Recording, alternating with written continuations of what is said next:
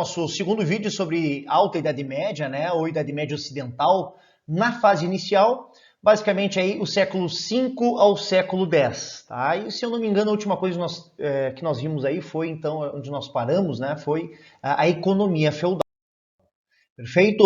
Bom, a economia feudal ela tem muito da herança germânica, ou seja, daqueles povos bárbaros, que eram povos, então, que vinham de uma agricultura de um modelo assim de subsistência ou agricultura natural. Tá? Então, quando eu digo assim, então quer dizer que a base da economia medieval é a agricultura, né? Porque a gente já viu aí uma série de elementos que vão privilegiar a economia agrícola, como por exemplo as invasões bárbaras, tá? E a fuga das populações das cidades para o campo, o processo de ruralização. Então, é óbvio que dentro desse contexto, né, de ruralização, a base da economia medieval vai ser a agricultura. Mas esse modelo de agricultura, né, medieval, ele é um modelo de agricultura que vai ser herdado das populações bárbaras, onde não há uma produção de excedente de alimentar. Só se produz o que é necessário para a sobrevivência. Por isso que nós vamos chamar então de agricultura de subsistência ou agricultura natural. Pro, mas então eu posso fazer aí uma comparação com a agricultura do Egito? Não posso. Porque no Egito, naquelas obras faraônicas, aquelas obras hidráulicas gigantescas, se produzia em grande quantidade. Ou seja, há uma produção de excesso nesta economia egípcia agrícola. Aqui na nossa economia não há produção de excesso. Perfeito? Há uma produção em baixa quantidade, ou seja, baixa produtividade, apenas para a subsistência. Percebam que, mesmo que o meu feudo, ou a região a qual eu moro, tenha maior produtividade, não se há uma lógica dentro do sistema feudal de distribuir a comida. A gente sabe então que, principalmente aqui na Alta Idade Média, há um processo de que toda a produção fique dentro do feudo. Então, mesmo que tenhamos alguns momentos de aumento da produção, essa produção ela não tem a lógica, né, de ser levada para outros lugares. Perfeito? Então vamos lá. Baixa produtividade, então a produtividade sem excedentes, né? Uma produtividade só daquilo que é para a subsistência humana. Ausência de relações comerciais, então o comércio ele quase desapareceu completamente. Eu não posso afirmar sobre hipótese alguma que o comércio acabou completamente, não.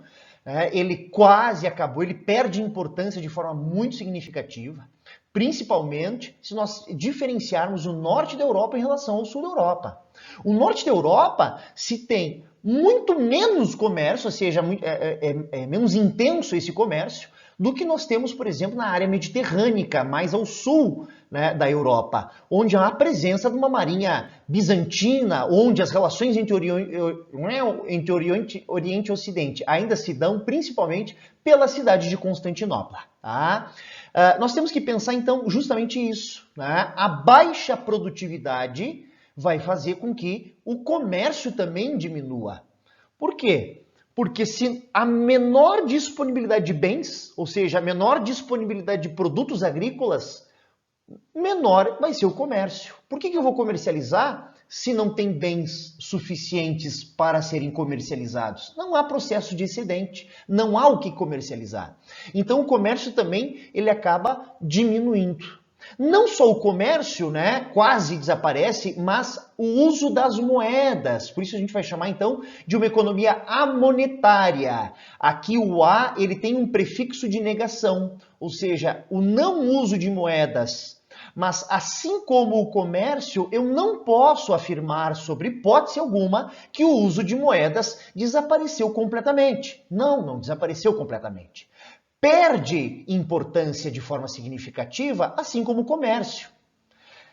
E pelo mesmo motivo, né? Se não há produção suficiente, se não há comércio suficiente, né? Porque não há disposição de bens, não há por que eu usar um elemento de equidade do produto com outro produto, que é a moeda.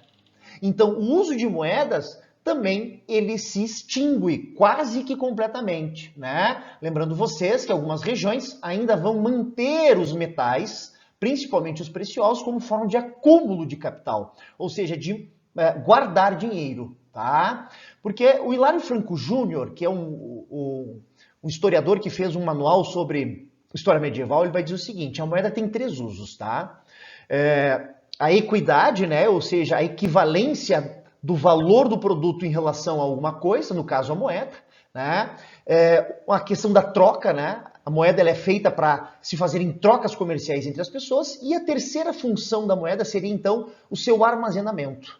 Na Idade Média, o que prevalece é o armazenamento das moedas.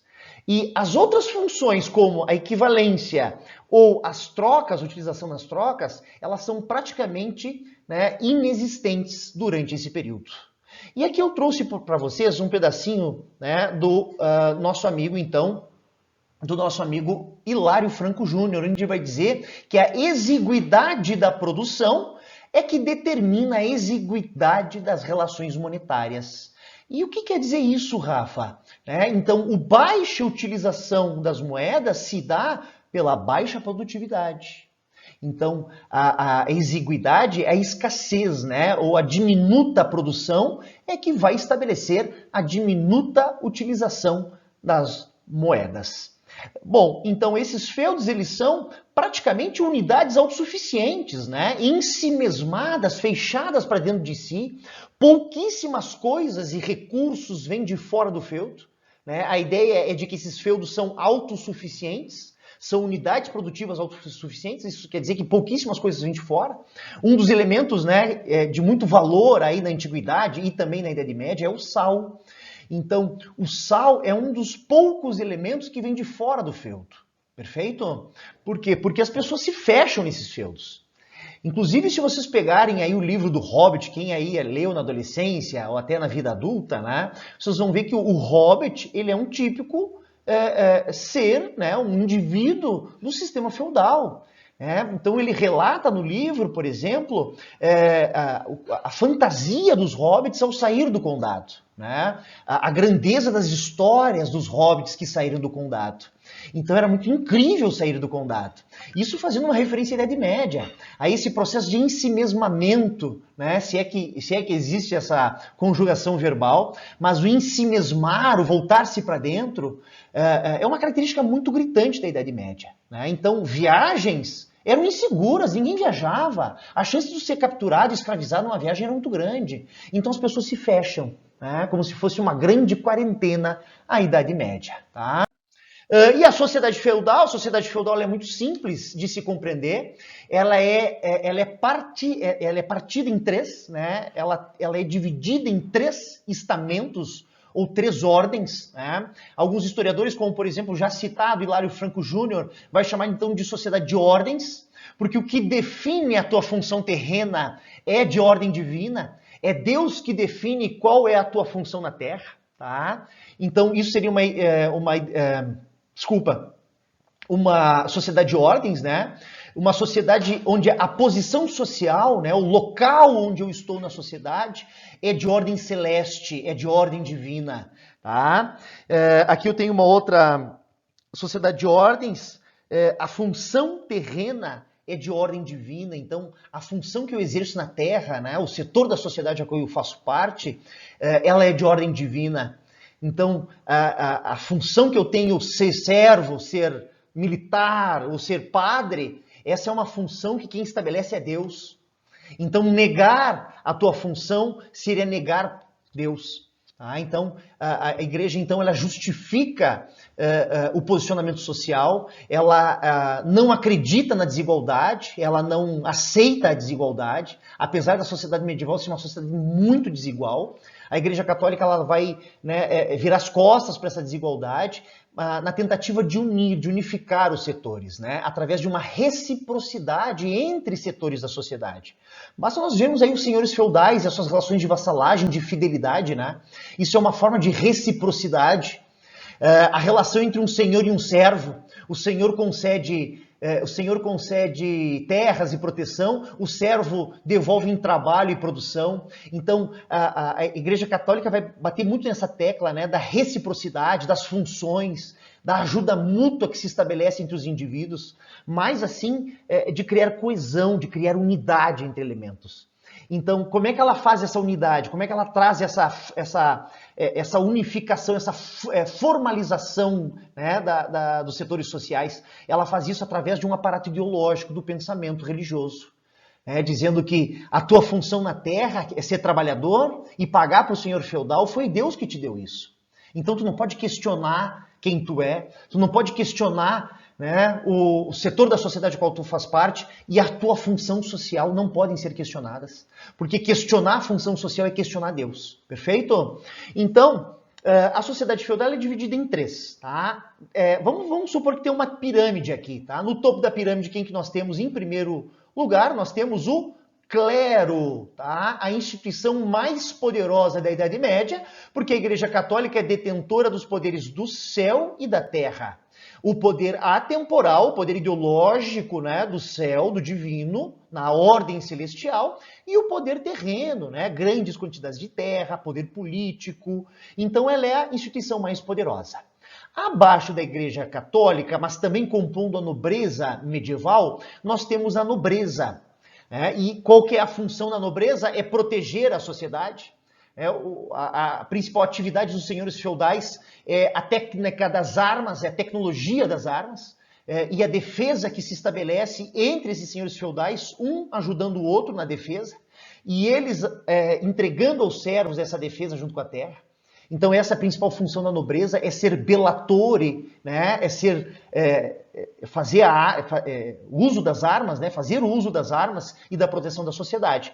E na terceira ponto hierárquico da nossa sociedade, ou seja, na base da nossa pirâmide, nós temos os servos, também chamados de laboratores. Por quê? Porque a função deles é o trabalho. E o trabalho na terra, né? Porque eu estou aqui me referindo a uma sociedade agrícola, né? Uma agricultura de subsistência. Quem é que produz na terra? São os servos, né? Compondo aí de 70% a 80% da sociedade medieval. Isso, obviamente, varia no tempo e no espaço, mas a grande maioria da sociedade é composta por servos, né? Entre 70% e 80%. Então, no topo nós temos a igreja, os oratores, aqueles que oram, né? Abaixo nós temos, então, os belatores, aqueles que lutam, né? A nobreza. E na base da pirâmide social, numa terceiro nível, nós temos, então, os servos, os laboratores, aqueles que são responsáveis pela produção. Isso é justificado pela tríplice católica mais famosa, né? Em nome do Pai, do Filho e do Espírito Santo. Amém. Quem seria o pai da tríplice, né, ou da união tríplice católica? O pai seria a igreja. Qual que é a função do pai? O pai é o Todo-Poderoso. O pai é aquele que tem todos os poderes. O pai é Deus, né? Então, assim como Deus, a igreja era a instituição mais poderosa, detentora dos poderes do céu e da terra.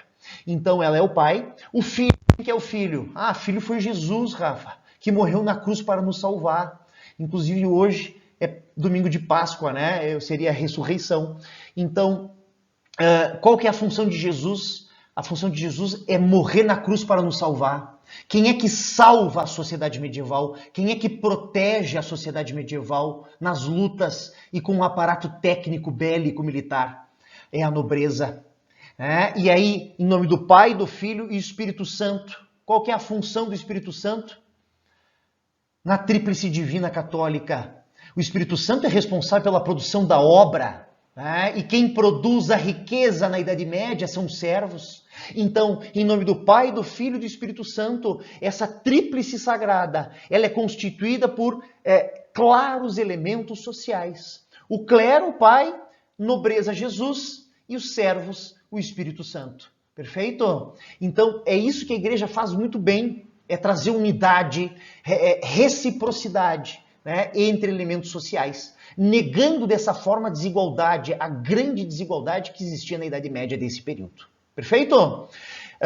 Aqui nós temos algo que podemos fazer uma relação, podemos fazer aqui, como eu sempre digo para vocês, né, prevalecendo um pouco essa questão das habilidades, das competências, né, e não o assunto em si, mas a relação que eu estabeleço, né, com outros assuntos e outros períodos históricos.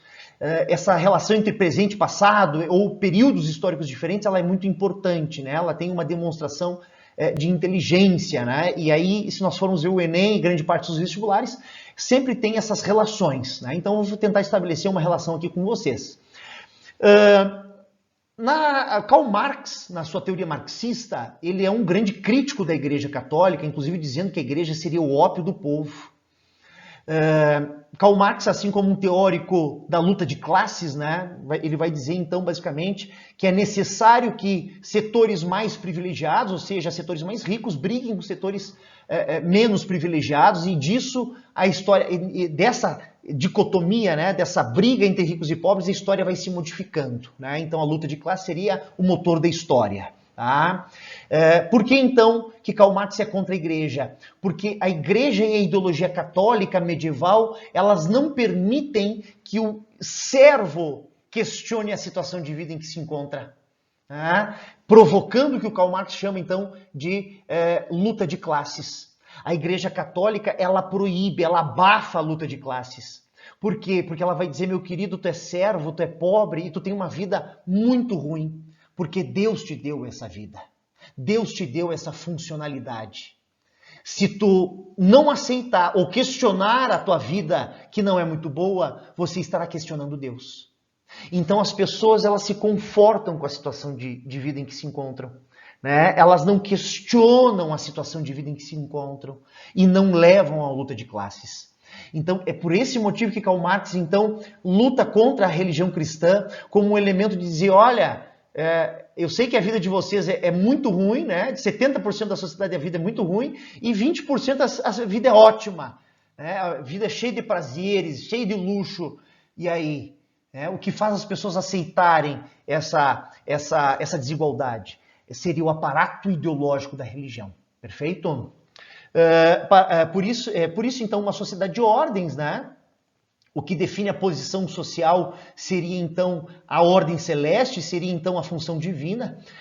Outros historiadores não gostam de chamar de sociedade de ordens, gostam de chamar de sociedade estamental. Por quê? Porque ela é dividida em 3 camadas, e o que caracteriza essa sociedade estamental é a baixa mobilidade. Então, se a pessoa é serva, dificilmente ela vai atingir o grau de senhor feudal, né, ou subir muito na hierarquia social. Perfeito? Continuando então, meu povo, vamos lá. Sociedade feudal, então, como eu já disse para vocês, estruturada, legitimada e justificada pela Igreja Católica, pelo elemento ideológico do pensamento cristão, em nome do Pai, do Filho e do Espírito Santo. Amém. Tá? Consequências disso, os servos que têm que pagar a cada período que passa mais impostos ao seu senhor, eles vão se enraizar na terra e vão ficar presos à terra por toda a eternidade. E como diz o meu amigo Hilário Franco Júnior, né? O historiador Hilário Franco Júnior, essa definição jurídica do servo, ela ocorre a partir do século IV. É a partir do século IV, lá no finalzinho do Império Romano, que se define juridicamente quem é o servo. Tá? O servo, então, ele não é escravo de um senhor, mas ele é escravo da terra. Essas obrigações a qual ele deve para o seu senhor tornam ele escravo da terra. Tá? A terra pode ser vendida sem o servo, né? Não pode ser vendida sem o servo, nem o servo não pode ser vendido sem a terra. Então é como se terra, né, o território, e o servo fossem a mesma coisa, fossem as mesmas entidades. Então, resumindo para vocês, o servo não pode ser vendido sem a terra e nem a terra ser vendida sem o servo. Tranquilo? Isso é então o aprisionamento. E aí, paulatinamente, esses homens livres vão perdendo as suas liberdades devido a essa fixação das terras. Tá? A gente também tem que pensar que era difícil querer a liberdade nesse período, né? Porque o que significa liberdade? Significa sair do feudo, é sair da proteção estabelecida pelo senhor feudal dentro do feudo. Então, essa ideia de liberdade, ela era muito restrita. Né? Poucos as pessoas que tinham a ideia de liberdade, porque Ter liberdade seria o mesmo que sair do feudo, e sair do feudo era estar desprotegido pelas defesas do senhor feudal. Né? Dentro dessa instabilidade, dessas invasões e dessas guerras, era muito perigoso. Poucos queriam a liberdade plena. Tranquilo? Vamos lá então.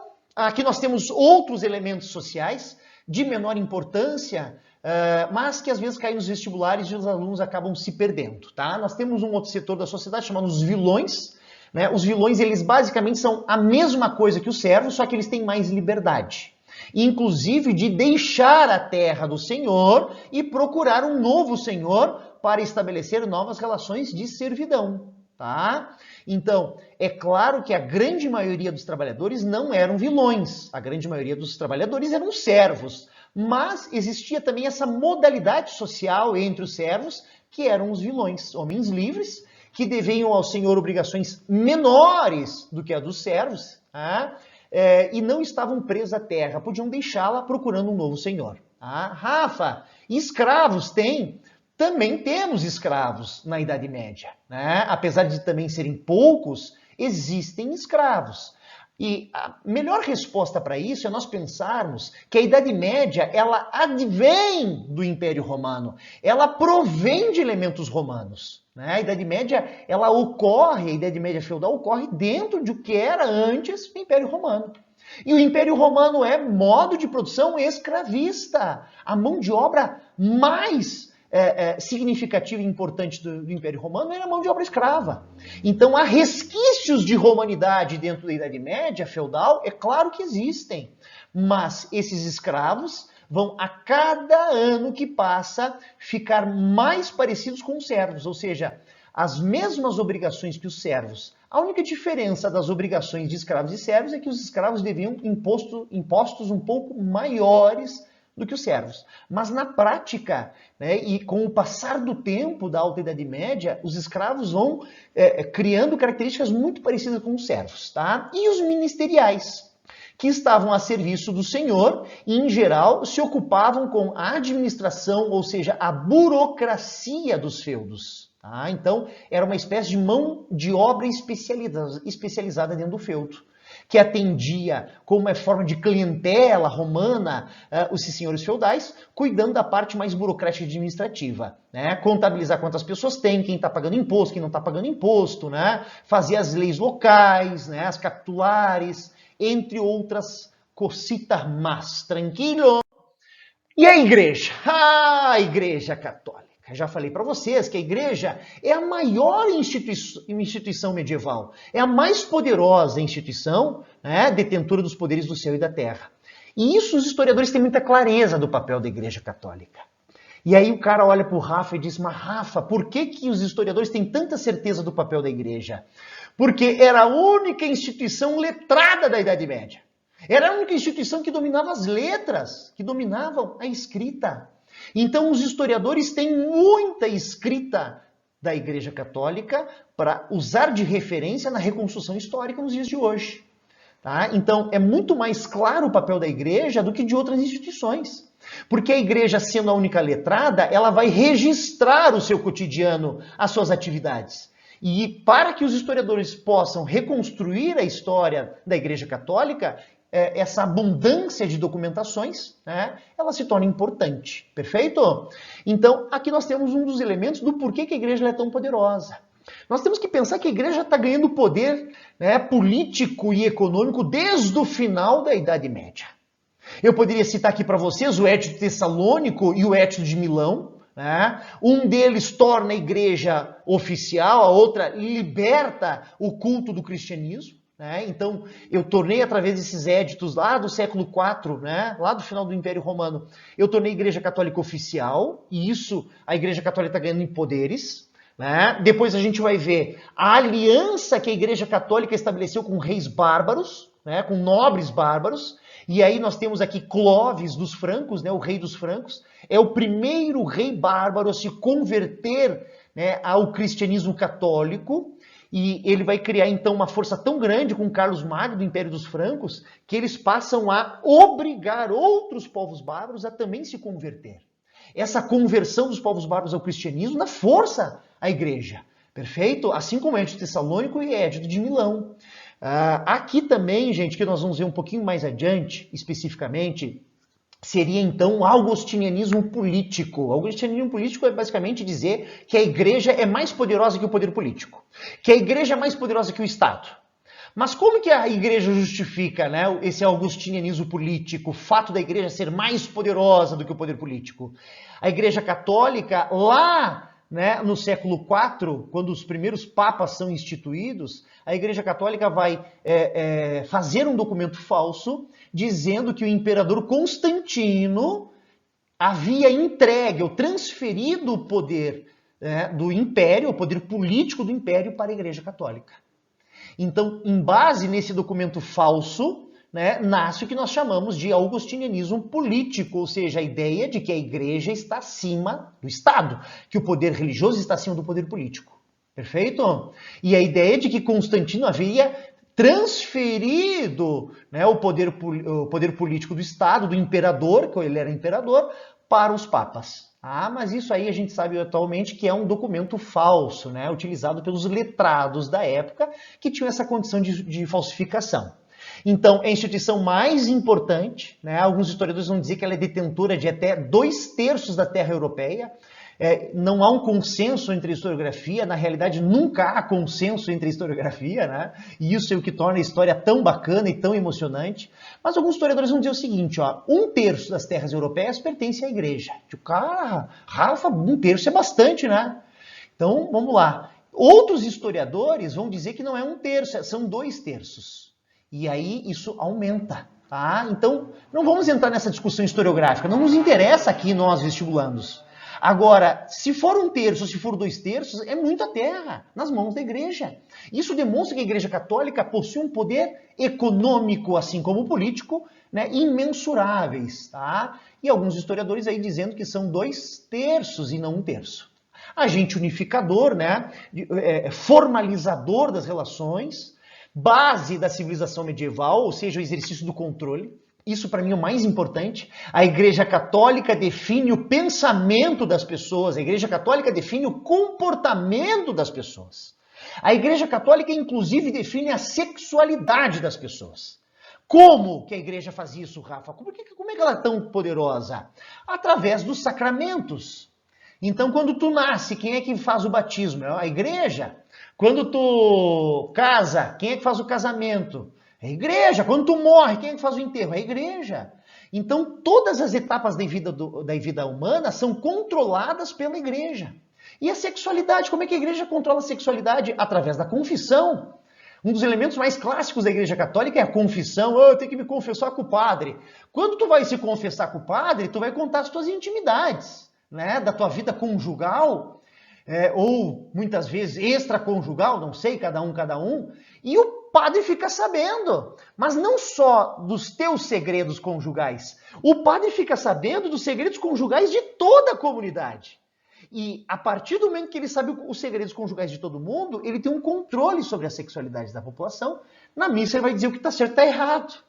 Tá? Então é muito forte, tá, gente? Muito forte esse controle que a igreja exerce sobre a cultura, o pensamento, o comportamento das pessoas. A alimentação, forma de se vestir, né? Rotina diária, até a rotina diária quem dita é a Igreja Católica. Por isso que nós temos aqui um elemento de teocracia, né? Aquilo que os romanos faziam, que separavam, né? Aquilo que os romanos separavam, que era dizer igreja é uma coisa, política é outra, né? Religião é uma coisa, política é outra. Agora, na Idade Média, volta a se unir política e religião. Um elemento controlador, é um elemento ideológico da religião, tá? Mas ela também teve um papel importante, né? Apesar desse papel de controle, que ao meu ver ele é negativo, e aqui eu estou fazendo um jugo de valor, a Igreja Católica ela também vai ter um papel muito importante, que é preservar o conhecimento. Né? Preservar um conhecimento dos gregos e dos romanos, que na verdade os padres nunca deixaram de tê-lo, né? E fica, durante toda a Idade Média, fica armazenado nos mosteiros esse conhecimento. Quando vem a Idade Moderna e o renascimento da cultura, se abre esse conhecimento para o restante da Europa. Então, preservar e escrever sobre a Idade Média, né? Então, o que leva os historiadores a reconstruir esse momento também, em partes, é a preservação escrita dos padres. Né? Essa documentação faz com que os historiadores tenham clareza do que foi a Idade Média e como ela se sistematizou ao longo aí do século V ao século XV. Tranquilo? Vamos lá então, instituição política mais poderosa, já falei bastante sobre isso. Maior detentora de terras da Europa, de 1/3 a 2/3, monopólio da produção e da divulgação do conhecimento, então controla o conhecimento, controla o pensamento e controla o comportamento das pessoas. Perfeito? Hegemonia cultural, ou seja, o domínio sobre a cultura europeia, esse monopólio cultural ele é exercido pela Igreja Católica através de uma perspectiva cultural chamada teocêntrica. E aí voltamos a teo, Deus, centro, como centro da cultura da Europa Ocidental.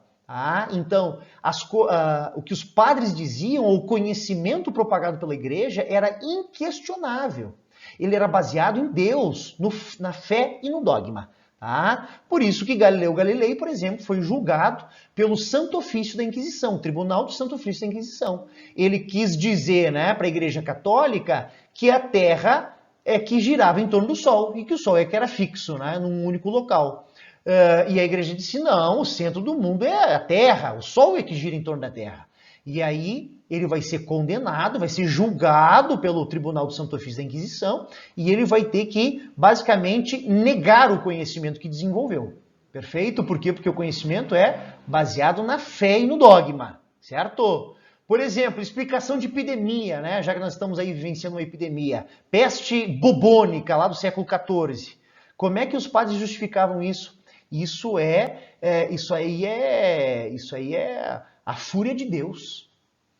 Então, na verdade, a epidemia que assolou a Idade Média, principalmente no século XIV, seria castigo divino. As pessoas que estavam doentes eram do diabo, as pessoas que estavam doentes tinham que morrer mesmo. E aí muita gente não tinha tratamento. Porque tu pensa que o cara está doente, O cara está doente. Quem que vai cuidar dele? Se o cara está doente porque ele foi pecador, se ele está doente porque isso é um castigo divino, ninguém vai cuidar dele. Haviam cidades inteiras só de pessoas doentes sem cuidados nenhum. Os únicos que ainda tinham mantinham algum cuidado com essas pessoas doentes eram os clérigos, eram os padres da igreja, principalmente aqueles que faziam voto de pobreza, castidade e obediência, principalmente os monges. O primeiro monastério é o monastério beneditino, o São Bento. Ele vai criar então uma ordem chamada Ordem Regular, ou a Ordem dos Monastérios, certo? Viviam então com essa tríplice sagrada. Qual que é a tríplice sagrada? É que nem eu aqui na quarentena, Obediência, obedeço a minha mulher, castidade e pobreza. Eu tô assim também, Não posso sair para comprar nada, não tá tudo fechado. Certo? Não, tô brincando com vocês, gente. Então, esse conhecimento é o conhecimento baseado na fé e no dogma, e não na racionalidade. Isso é teocentrismo. Perfeito?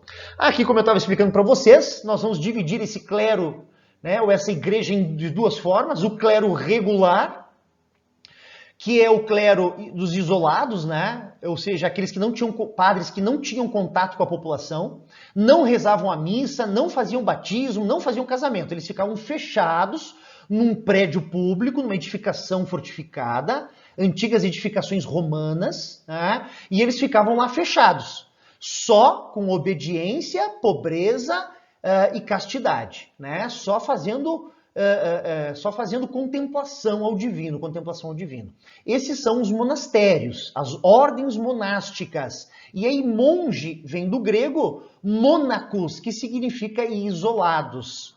O primeiro monge que se tem notícia é Santo Antão, bonito o nome dele, Ele é conhecido como o pai dos monges, o Santo Antão, lá no Egito. Mas o primeiro monge ocidental, da Europa Ocidental, é o São Bento, da Ordem dos Beneditinos, onde eles pregam, já disse para vocês, castidade, obediência e pobreza, contemplação, oração e trabalho.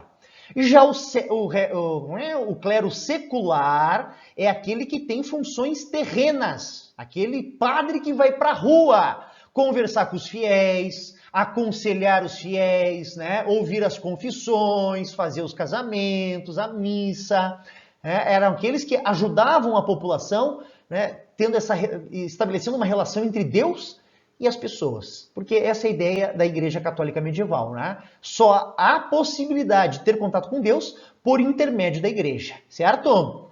Se o filho do servo vira padre, ele vai ser baixo clero, clero dos pobres.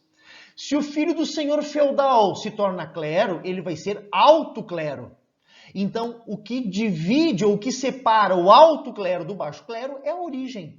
Se é a origem na servidão, é baixo clero. Se é a origem nobiliárquica, ou seja, na nobreza, é clero, alto clero. Perfeito? Então, baixo clero, origem servil, alto clero, né, origem nobre. E o celibato? O celibato é aquela castidade, né? Então, a impossibilidade que os padres tinham, e ainda têm agora, né, apesar de discordar completamente disso, os padres têm de estabelecer família, né? De ter relações amorosas, de ter esposa, de ter filhas. Não podem. Tá?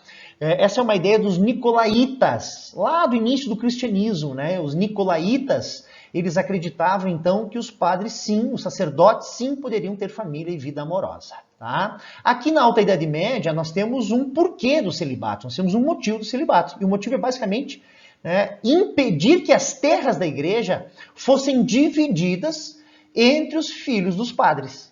Se os padres começam a ter filho, os filhos vão querer ficar com uma parte das terras que são da igreja.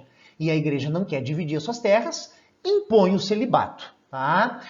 Ele foi por várias vezes instaurado, mas relembrado pelos concílios ecumênicos. Perfeito? Então ele é reforçado. De tempo em tempo ele é reforçado. Olha, pessoal, vocês não estão entendendo, os padres têm que ser celibatários. E aí a própria igreja sempre ressaltando isso de tempos em tempos. Tá?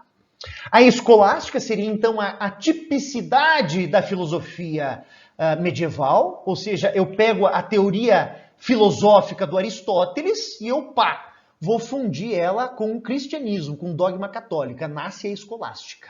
Perfeito? Então, a escolástica seria basicamente a submissão da filosofia clássica, da filosofia dos gregos e dos romanos, né, aos dogmas católicos. Então, olha que o São Tomás de Aquino, lá no final da Idade Média, vai fazer. Ele vai pegar, né, a teoria do Aristóteles, vai pegar a igreja... Minha mão não está aparecendo aqui, né? Agora está aparecendo. Beleza. São Tomás de Aquino, o que ele vai fazer? Vai pegar, olha só, teoria do Aristóteles, filósofo grego, vai pegar o dogma católico, ou seja, teoria do catolicismo, e ele vai misturar. Dessa mistura nasce escolástica, certo? O que seria, então, uma tipicidade da filosofia medieval. Há uma outra filosofia também chamada patrística. A patrística seria mais lá do início da Idade Média. Tá? Na patrística nós temos aqui um pouco diferente. Em vez de ser São Tomás de Aquino, é Santo Agostinho. Então, o que vai fazer o Santo Agostinho? O Santo Agostinho vai pegar a teoria do Platão e não de Aristóteles, como foi o São Tomás de Aquino, vai pegar a teoria do Platão, vai pegar a teoria do dogma católico, a filosofia católica, e ele mistura. Nasce a patrística. Por que a gente chama de patrística? Porque é a fundamentação do catolicismo no início da história do catolicismo. Então a gente vai chamar de os pais da Igreja Católica, ou seja, os pais fundamentadores do catolicismo, o Santo Agostinho, o agostinianismo, tá? Que seria a patrística, e a escolástica do nosso amigo Santo Tomás de Aquino, mais do final da Idade Média, ou o tomismo, certo? Alguns padres eram tomistas, alguns padres eram augustinianos. Né? O Martinho Lutero, por exemplo, que vai propor a reforma religiosa e a reforma da igreja, ele era augustiniano, da ordem dos augustinianos. Ele era monge augustiniano. Tá? Contra os tomistas, que aí pregavam a salvação pelas obras. Né? Inclusive abrindo brecha, essa salvação das obras do São Tomás de Aquino, abrindo brecha para que a igreja católica vendesse indulgências, a salvação divina. Já o tomismo, o augustinianismo vai dizer, não, é a cidade de Deus e a cidade dos homens, que é a principal obra do Santo Agostinho, né? A cidade de Deus, a cidade dos homens, elas são separadas. Não há o que eu faça na terra que influencie no divino, e nem que o divino influencie na terra. Tá? Então, não há o que tu faça que vai te levar à salvação. Nós temos aqui uma predestinação relativa. certo? Ou seja, maior independência por parte dos seres humanos na Terra. Tranquilo? Uma aula bem rápida de filosofia medieval, hein? Eu vou reforçar isso para vocês nas aulas de filosofia. Então vamos lá. Agostinianismo político eu já expliquei, né? É a ideia de que a igreja é mais poderosa que o poder político. A paz de Deus obrigava a nobreza bélica a respeitar lugares sagrados, principalmente das liturgias católicas, e também as relíquias. Então, a gente sabe que o período da Idade Média é um período de muita instabilidade, muitos conflitos. A Igreja Católica chega e diz, opa, aqui vocês não vão fazer guerra, piazada. É tipo isso, aqui não vai ter guerra. Então, em lugares sagrados não podiam ter batalhas. Ou seja, na igreja, em lugares onde os santos passaram, lugares considerados santos e sagrados, não podia ter guerra. Assim como guerra com as relíquias sagradas. E a trégua de Deus seriam períodos do ano onde não podia se ter guerra, tá? Ali, ó, de sexta-feira à noite até domingo, até segunda de manhã, não pode ter guerra, tá? Existe até uma religião hoje, né, que eu não vou citar o nome, mas existem religiões hoje que as pessoas não podem trabalhar de sexta à noite até segunda de manhã, não podem trabalhar. E, basicamente, aqui nós temos uma relação direta com a trégua de Deus. Né? Então, há períodos no calendário gregoriano, no calendário católico, onde não pode ter guerra. Perfeito? Isso aqui foi instituído, gente, principalmente em períodos onde havia poucas pessoas vivendo na Europa. E aí há uma baixa produtividade. Pouca gente produzindo, pouca produtividade. Então, a igreja também tinha esse papel de dizer, olha, vamos acabar com as guerras para as pessoas poderem crescer e aumentar demograficamente e nós voltarmos a termos produção. Tá? E as ordens mendicantes eram essas ordens monásticas que surgiram a partir da primeira, dos beneditinos. Então, os franciscanos, os dominicanos, os beneditinos, essas ordens monásticas são ordens mendicantes. Tá? Regular por quê? Porque elas têm uma regra. Elas têm uma regra de como eles devem viver. Qual que é a regra deles? Castidade, pobreza e obediência. Castidade, pobreza e obediência. Tranquilo? Aqui nós temos as heresias. Gente, a heresia é uma coisa muito importante. A heresia, ela é resultado de um sincronismo religioso. Caraca, Rafa, tu tirou essa videoaula hoje para falar bonito, né? O que é sincretismo religioso? É quando eu misturo elementos de culturas diferentes numa única religião. Para mim, o maior exemplo de sincretismo seriam aquelas imagens de santos católicos produzidos por indígenas da América Hispânica e da América Portuguesa com fisionomia indígena. Então, claro que um nativo americano vai reproduzir uma obra de Maria não sendo europeia, né? Mas uma Maria sendo indígena, sendo nativa americana. Então eu pego elementos da cultura indígena, elementos da cultura europeia e eu misturo. Aqui nasce um sincretismo. Tá? Então nós temos que perceber que há muitos povos bárbaros e o cristianismo que é romano, a Igreja Católica nasce em Roma. Mas ela tem que se misturar com elementos bárbaros germânicos para poder ter a fusão, certo? Nisso ocorre o sincretismo. Então tu imagina que a Europa Ocidental ela é gigantesca, né? E a Europa Oriental também é no início da Igreja Católica. Cada região tem uma característica cultural diferente. E cada região vai ter uma interpretação do catolicismo que é diferente. Então, a gente vai dizer que esse sincretismo faz surgir, né, interpretações católicas que são diferentes. Perfeito? Mas será que eu posso ter várias interpretações do catolicismo? Não posso. Eu posso seguir apenas a interpretação oficial.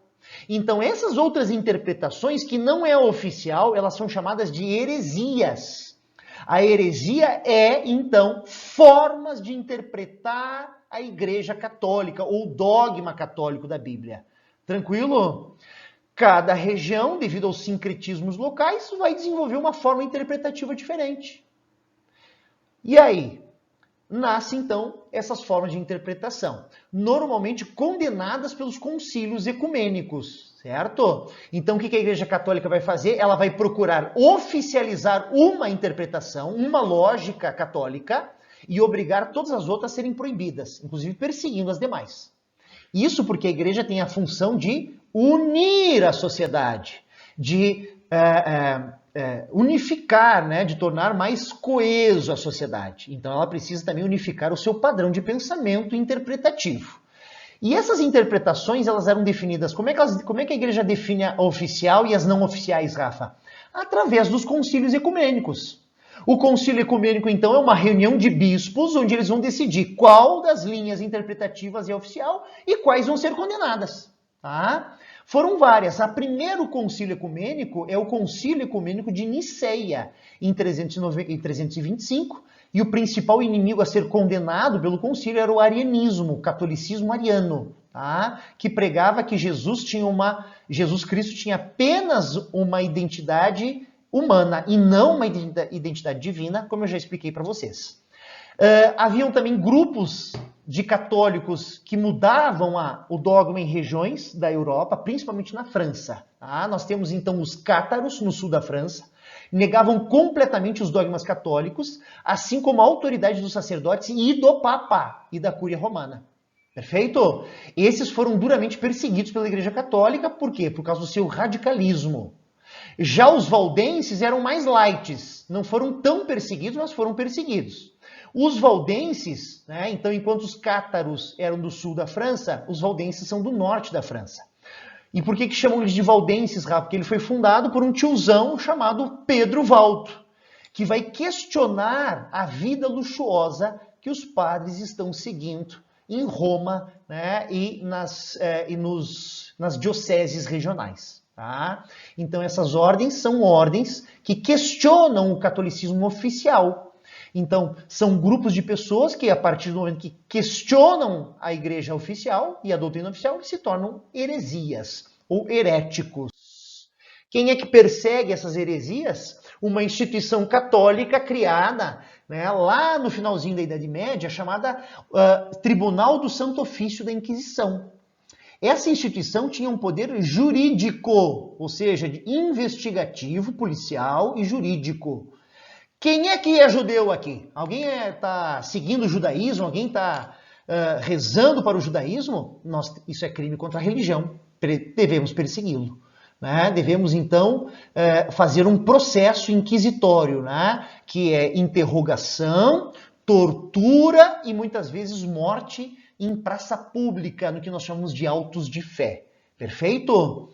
Então, o Tribunal do Santo Ofício da Inquisição foi instituído entre 1230 e 1231 pelo Papa Gregório IX. O objetivo, então, funções jurídicas, né, de justiça, perseguir e anular as heresias, crimes contra a Igreja. Por exemplo, alquimia. Muitos cientistas alquimistas não podiam fazer essa alquimia. A igreja dizia, isso aí é bruxaria, isso aí é crime contra a religião, e condenava os alquimistas. As bruxas, né, ou aquelas pessoas que ainda seguiam religiões pagãs dos romanos antigos, também eram vistos como bruxaria, crime contra a religião. Deveriam ser, então, perseguidos. E o mais interessante, qualquer denúncia era suficiente para a pessoa ser capturada e interrogada pelo Tribunal do Santo Ofício da Inquisição. Qualquer denúncia. Então eu estou a fim de sacanear minha mulher, né? A Verônica, vou te sacanear. Eu vou lá no padre e eu digo, padre, a Verônica está fazendo bruxaria em casa. Ela juntou uma farinha, um ovo, um fermento e fez um bolo. Para mim isso é bruxaria. Eu não precisava nem mostrar para o padre a prova da bruxaria. Não precisava da prova. A denúncia era suficiente para que a Verônica fosse levada para o interrogatório. Se o interrogatório fosse dado como insuficiente, ela passava para a Câmara de Torturas. E na Câmara de Torturas a gente tinha que entregar todo mundo, inclusive o marido dela. E depois ela era morta em praça pública, ou queimada viva, ou queimada morta em praça pública, num ato chamado auto de fé. Perfeito? Por que auto de fé, gente? Função pedagógica. Olha o que acontece com quem faz bruxaria como a Verônica. Vai ser queimada em praça pública. Então essa função pedagógica de não deixar as pessoas a praticar bruxaria ou crimes contra a religião, né? As pessoas eram condenadas à fogueira em praça pública nos autos de fé. Perfeito? E aí os métodos de tortura eram os mais variados, viu, gente? Inclusive aqui eu vou dizer um para vocês. E normalmente quando eu digo, a galera fala... Ui. Pega um palito de dente e enfia entre o dedo e a unha, com força. Não faz isso, estou brincando. Mas era um método de tortura também utilizado durante a Idade Média. Tá? Percebam que esse poder jurídico da Santo Ofício não é para controlar os padres, mas toda a sociedade. Não é para controlar os sacerdotes, não é para julgar os sacerdotes, mas sim todos os indivíduos que vivem nesta sociedade. Perfeito? E para terminarmos, vamos falar sobre a querela das investiduras. Tá? Rafa, já deu 50 minutos de aula, eu sei disso, gente, mas a querela das investiduras, apesar de cair pouco nos vestibulares, quando cai, a galera se apavora e o professor se apavora também. Tá? O que acontece é o seguinte: quem escolhia no Sacro Império Romano Germânico os bispos não era o Papa, eram os reis do Sacro Império Romano Germânico. Quando o rei, poder político, escolhe os bispos vão responder para quem? Para o Papa, para a religião ou para o rei, poder político? É claro que quando o poder político escolhe os bispos vão ficar com o rabo preso com o rei. E o rei aumenta o seu poder político. Porque ele sabe que todos os bispos que ele escolheu vão auxiliar ele, vão ajudar ele e vão dar poderes para ele.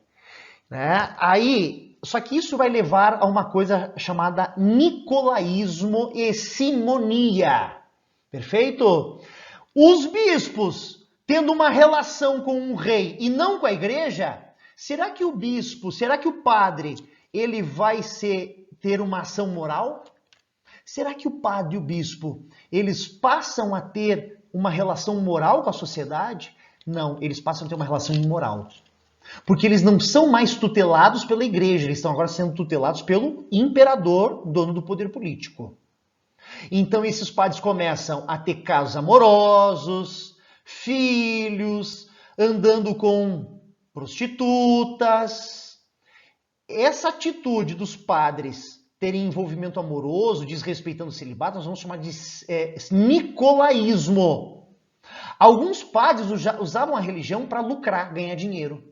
Vender relíquia sagrada falsa, vender o perdão divino, tirar dinheiro das pessoas dizendo que ia salvar a vida das pessoas. Esta prática de enriquecer com a fé dos outros chama-se simonia.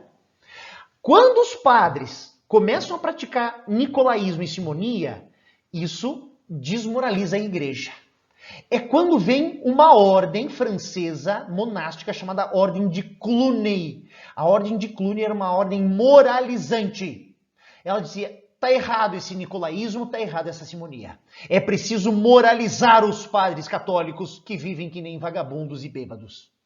Então, essa ordem moralizante vai dizer o seguinte, nós precisamos tirar do rei do Sacro Império Romano Germânico, do imperador do Sacro Império Romano Germânico, o poder de escolher os bispos. E quem deve escolher os bispos não é mais o rei, não é mais o imperador, é o Papa.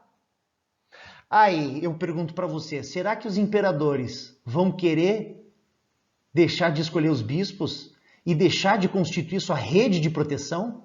Não vão querer. Só que o Papa quer tirar dos reis e do imperador o direito de escolher os bispos para moralizar os sacerdotes.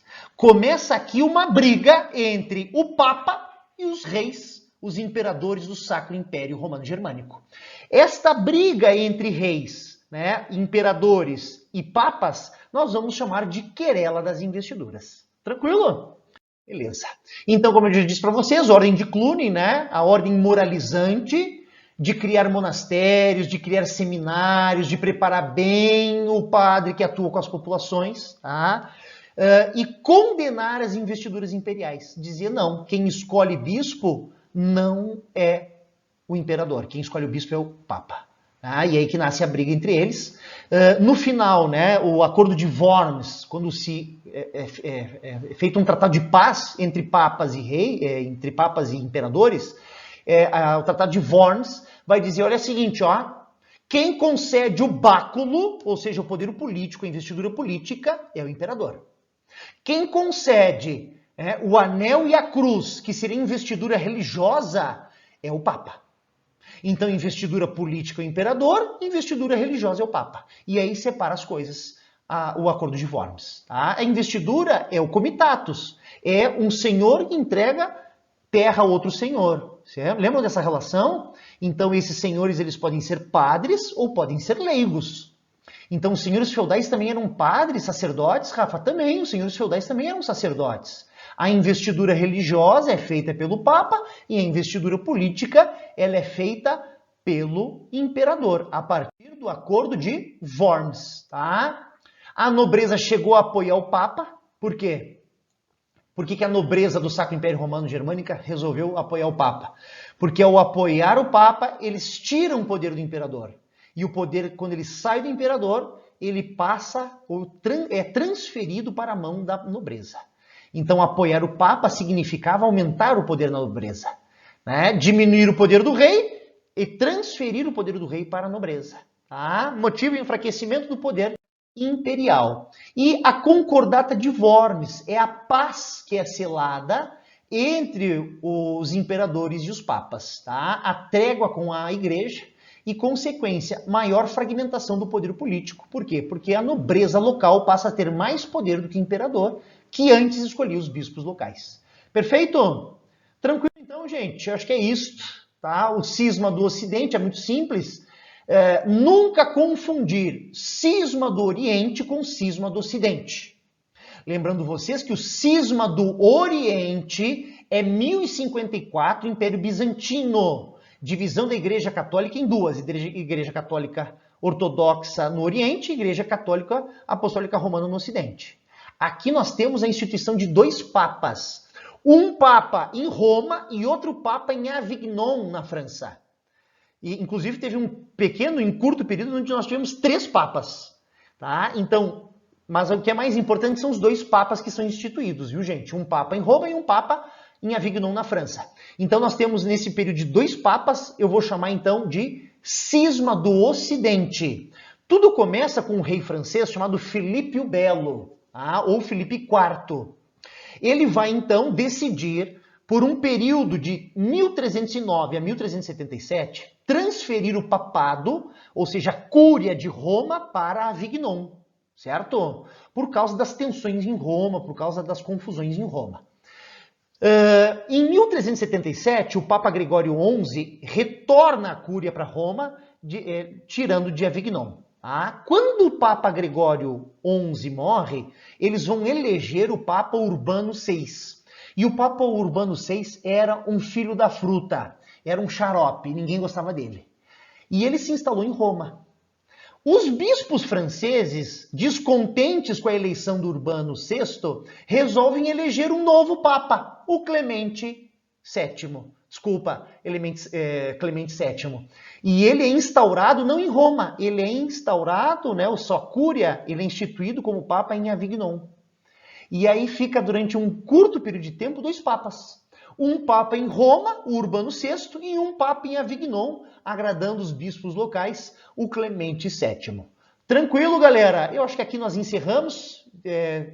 Ao total deu aí 57 para 58 minutos. Espero que tenham gostado, né, da nossa história medieval, Alta Idade Média 2. Tá, gente? Para complementar, então, a Alta Idade Média 1. Um grande beijo para vocês. Desculpe a minha falação e beijo.